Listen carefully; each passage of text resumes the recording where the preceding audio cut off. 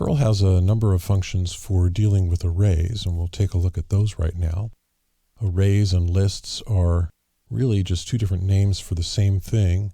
More often than not, the term list is applied to literal lists, and the term array is applied to the variables. We'll make a working copy of the built-ins.pl here, and we'll call it arrays.pl. We'll open that up, and we'll start by showing you a nice function that's a great shortcut for defining an array.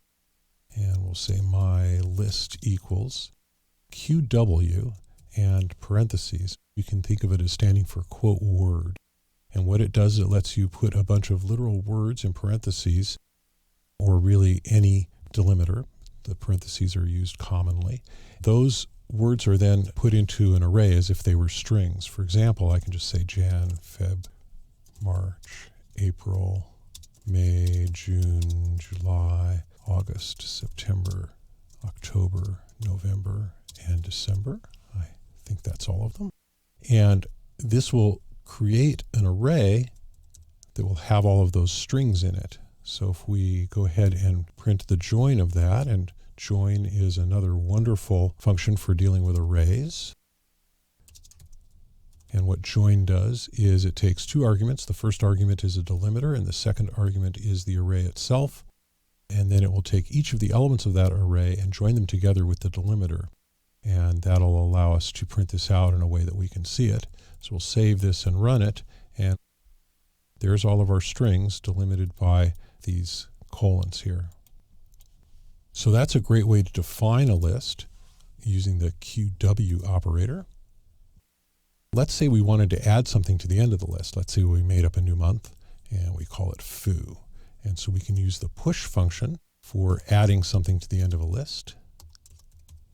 And so push will just push that onto the bottom of the list. If I save this and run it, you'll see we have a new month here called foo. Likewise, if we wanted to pop one off the bottom, push and pop do the opposite thing. So if I say my string equals pop and the name of the list. Now, a lot of times with built-in functions, people don't put the parentheses because they're built in. Perl is able to use them like this.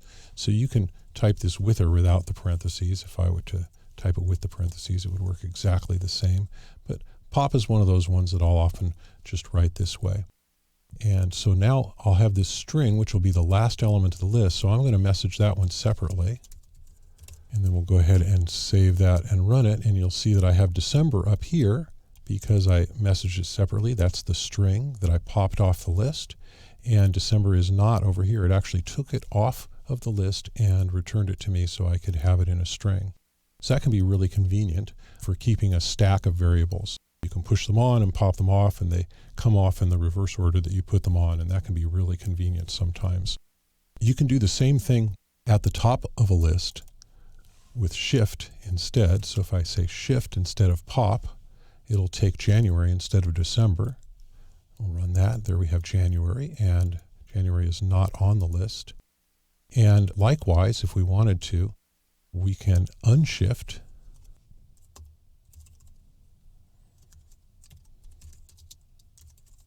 and put it back. And we'll go ahead and message the join of the list again so that we can see that it went back. So here we have shifted it off the top of the list, and we're printing it out, and we print the list without it. Then unshift puts it back on, and we'll print the list again. So we should get January, and then this list like this, and then we should get the whole list all put back together afterwards. And sure enough, there we have it. There's January back where it belongs. Finally, let's just go ahead and take some of this stuff out here. And there we have our list. Just save that and run it and show that we have our complete list there. If we want to print the list in reverse order, we can say reverse. And what reverse does, reverse is a function that will actually return a copy of the list in reverse order.